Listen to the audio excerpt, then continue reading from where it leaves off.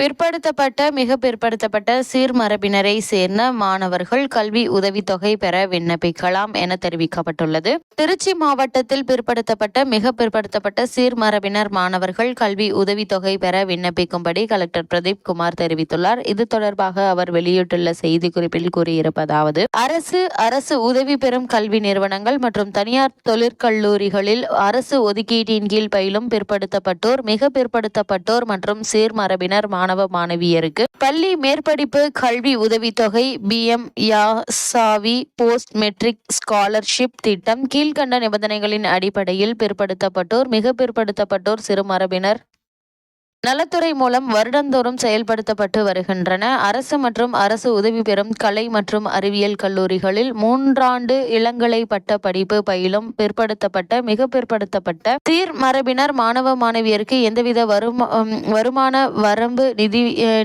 நிபந்தனையும் இன்றி கல்வி உதவித்தொகை வழங்கப்படுகிறது. முதுகலை, பாலிடெக்னிக், தொழிற்படிப்பு போன்ற பிற படிப்பு அரசு ஒதுக்கீட்டின் கீழ் பயிலும் மாணவ மாணவியருக்கு பெற்றோரது ஆண்டு வருமானம் ரூபாய் 2,50,000 மிகாமல் இருத்தல் வேண்டும். 2024-25 கல்வி ஆண்டில் மேற்படிப்பு கல்வி உதவித்தொகை திட்டத்திற்காக விண்ணப்பங்கள் umis.tn.gov.in என்ற இணையதளம் மூலம் வரவேற்க செயல்பாட்டிற்கு வந்துள்ளது. கல்வி உதவித்தொகைக்கு மாணவ மாணவியர்கள் உடனடியாக விண்ணப்பிக்கலாம். விண்ணப்பிக்க கடைசி நாள் வருகின்ற 28ஆம் தேதியாகும். ஏற்கனவே கல்லூரியில் கல்வி உதவித்தொகை பெற்று 2024-25 ஆண்டில் 2, 3 மற்றும் 4ஆம் ஆண்டு பயின்று வரும் மாணவ மாணவியர்கள் கல்வி உதவித்தொகைக்கு புதிதாக விண்ணப்பிக்க வேண்டிய அவசியமில்லை. அம்மாணவ மாணவிகளுக்கு கல்லூரிகளில் நடப்பாண்டில் கல்வி பயில்வதை சம்பந்தப்பட்ட கல்லூரிகள் மூலம் உறுதிப்படுத்தப்பட்டு கல்வி உதவித்தொகை வழங்கப்படும். நடப்பு கல்வியாண்டில் 2024-25 புதிதாக